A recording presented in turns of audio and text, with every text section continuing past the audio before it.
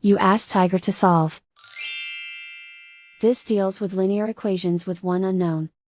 The final result is x equals -14/9. Let's solve it step by step. Group all x terms on the left side of the equation. Add 4x to both sides. Group like terms. Simplify the arithmetic. Group like terms.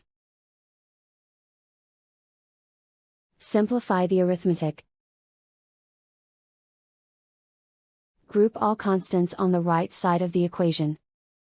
Subtract 17 from both sides. Simplify the arithmetic.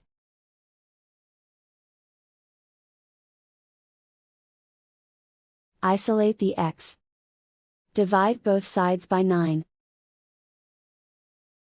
Simplify the fraction.